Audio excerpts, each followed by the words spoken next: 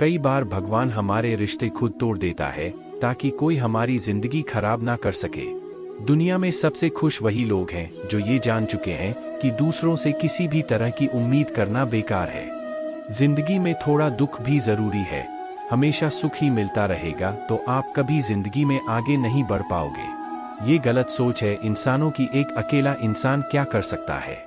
देखो जरा सूरज को, जो अकेला ही सारी दुनिया को रोशन करता है।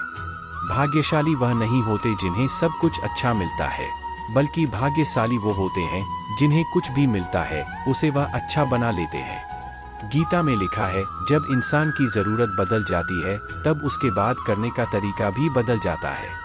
फायदा सबसे गिरी हुई चीज है, लोग उठाते ही रहते हैं। हारता वो है जो शिकायत बार बार करता है, और जीतता वो है जो कोशिश 1000 बार करता है। जिस इंसान को हम बेहद प्यार करते हैं वही इंसान हमारा सबसे ज्यादा फायदा उठाता है, क्योंकि वो इंसान जानता है कि हमारे कमजोरी क्या है। इतने समझदार बनो कि किसी को माफ कर दो, लेकिन इतने बेवकूफ मत बनो कि धोखा देने वाले पर दोबारा विश्वास कर बैठो। उम्मीद मत छोड़ना, कल का दिन आज से बेहतर होगा। जिंदगी में उस लेवल तक पहुंच जाओ कि लोग आपको खोकर पछताए। जीवन में कभी भी किसी से अपनी तुलना मत कीजिए। आप जैसे हो सर्वश्रेष्ठ हो, क्योंकि ईश्वर की हर एक रचना सर्वोत्तम होती है। खुद को किसी से कम समझना ईश्वर की रचना का अपमान है। इंसान का मन ही उसका सबसे बड़ा दुश्मन और उसका सबसे बड़ा दोस्त होता है। यदि मन आपसे जीतता है तो आपका दुश्मन बन जाता है, और यदि मन आपसे हारता है तो आपका सच्चा दोस्त बन जाता है। यदि कोई आपको नजरअंदाज करे तो बुरा मत मानना, क्योंकि लोग अक्सर अपनी हैसियत के हिसाब से चीजों को नजरअंदाज करते हैं। उन लोगों के पीछे कभी मत भागना जिन लोगों को आपकी कोई परवाह नहीं करे। श्री कृष्ण कहते हैं, गलती हर इंसान से होती है, लेकिन गलतियां सुधारता वही इंसान है जो दिल का साफ होता है और रिश्तों को खोना नहीं चाहता। जिंदगी का सबसे बड़ा थप्पड़ किसी से की गई उम्मीद मारती है। कभी कभी इंसान ना टूटता है ना बिखरता है, बस हार जाता है। कभी खुद से तो कभी किस्मत से तो कभी अपनों से। जरूरत से ज्यादा अच्छे बनोगे तो जरूरत से ज्यादा इस्तेमाल किए जाओगे। रिश्ते चाहे कितने भी बुरे हो उन्हें कभी मत तोड़ना, क्योंकि गंदा पानी प्यास बुझाने के काम नहीं आता, पर आज बुझने के काम जरूर आता है। जमाना जब भी मुश्किलों में डाल देता है तो परमात्मा हजारों रास्ते निकाल देता है। विश्वास करने वाले से ज्यादा बेवकूफ विश्वास को तोड़ने वाला होता है, क्योंकि वह सिर्फ एक छोटे से स्वार्थ के लिए एक अच्छे इंसान को खो देता है। भलाई करते रहो पानी की तरह, बुराई खुद ही किनारे लग जाएगी कचरे की तरह। जब कोई समझे नहीं तो उसे समझने की जरूरत ही क्या है।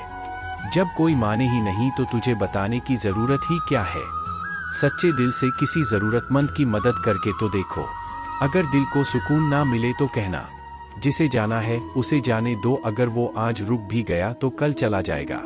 इंसान को इंसान से दूर कर देने वाली सबसे पहली चीज जुबान है, और दूसरी चीज पैसा है। जिन्हें सपना देखना अच्छा लगता है उनकी रात छोटी पड़ जाती है, और जिन्हें सपना पूरा करना अच्छा लगता है उनके दिन छोटे पड़ जाते हैं। किसी की आदत देखनी है तो उसे इज्जत, और किसी की अगर फितरत देखनी है तो उसे आज़ादी दो।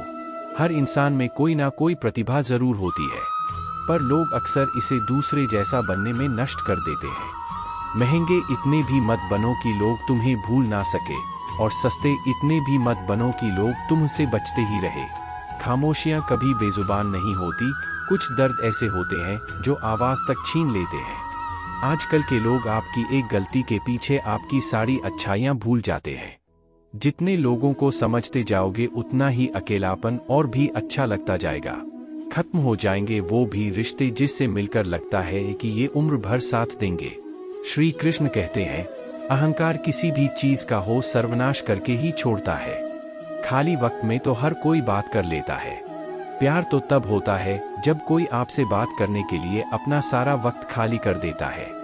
सब कुछ ठीक करने का इंतजार करोगे तो बैठे ही रह जाओगे। आप हिम्मत करो, खुद उठो, अपनी जिंदगी में सब कुछ ठीक कर दो। लोग पहचानना ही भूल जाए इससे पहले अपनी पहचान बना लेनी चाहिए।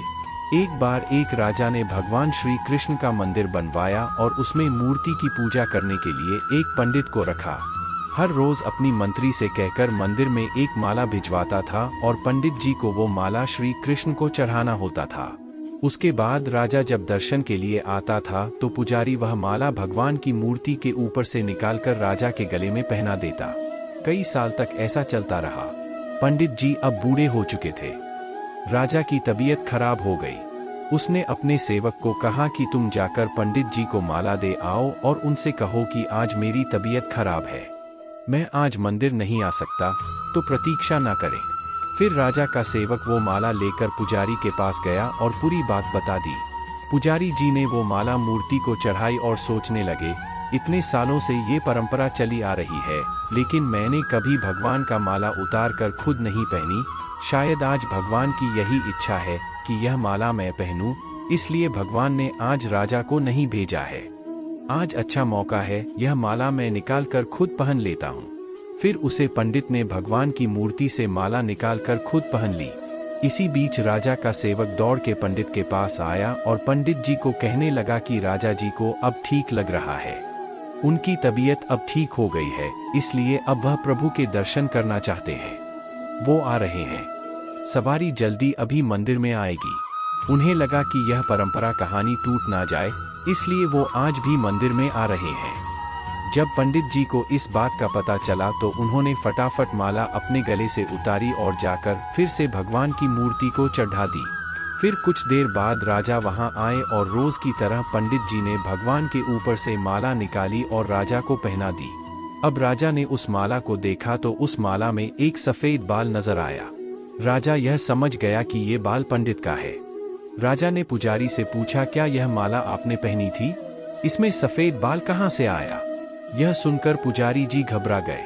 उन्हें लगा अगर मैं सत्य बता दूंगा तो राजा मुझे दंड देंगे, इसलिए वह पुजारी ने कहा यह बाल तो श्री कृष्ण का है। राजा को सुनकर बहुत ही गुस्सा आया। उसने कहा तुम झूठ बोल रहे हो, भगवान के बाल सफेद कब से होने लगे? राजा ने कहा मैं फिर कल आऊंगा और श्रृंगार के समय देखूंगा कि उनके बाल सफेद है या काली। अगर कल काले बाल निकले और सफेद नहीं निकले तो आपको कल ही मृत्यु दंड दिया जाएगा, क्योंकि आपने मुझे झूठ बोला है। राजा ये कहकर वहां से चला गया। इधर पुजारी भगवान के चरणों में गिरकर रोने लगा कि प्रभु मुझे माफ कर दीजिए, मैं लोभ में आ गया था। मुझे लगा मुझे ये माला पहन लेनी चाहिए, मुझे बचा लीजिए, नहीं तो कल राजा मुझे मार देगा। पुजारी पूरी रात भगवान के चरणों में गिरकर रोता रहा और विनती करता रहा कि प्रभु मुझे बचा लीजिए। अगली सुबह राजा मंदिर पहुंचा। राजा ने भगवान की मूर्ति के ऊपर से मुकुट निकाला और उनके बाल देखे। राजा चौंक गया क्योंकि भगवान की मूर्ति के ऊपर सफेद लपटे थे। राजा ने सोचा यह पुजारी की कोई चाल है, इसने मौत की सजा से बचने के लिए भगवान के बाल सफेद कर दिए। राजा यह बाल असली है या नकली इसकी जांच करने के लिए बाल तोड़ने लगा। जैसे ही राजा कुछ बाल तोड़े तो मूर्ति में से खून की धारा बहने लगी। राजा भगवान के चरणों में गिर गए और क्षमा मांगने लगे और रोने लगे और कहा मुझे माफ कर दीजिए। तभी मूर्ति से एक आवाज आई, राजा तूने सिर्फ मुझे मूर्ति माना, इसलिए मैं तुम्हारे लिए सिर्फ एक मूर्ति हूँ। लेकिन पुजारी ने मूर्ति ने साक्षात भगवान देखा, इसलिए मुझे मेरे भक्त की रक्षा करने के लिए मेरे बाल सफेद करने पड़े, खून की धारा बहानी पड़ी, ताकि मैं समझा पाऊं कि जहां भाव है वहां भगवान है। अगर आप वाकई में भगवान का स्मरण करते हैं, उन्हें देखना चाहते हैं, तो आपके अंदर सिर्फ भाव होना चाहिए। एक छोटी सी कहानी हमें शिक्षा देती है कि भगवान के आशीर्वाद के सिवाय कुछ भी संभव नहीं। अगर आप सच्चे दिल से भगवान को पुकारते हैं तो भगवान आपकी मदद के लिए जरूर आते हैं। दोस्तों, यह वीडियो यही समाप्त होती है। मिलते हैं अगले वीडियो में, तब तक के लिए अपना ख्याल रखिएगा। जय श्री कृष्ण।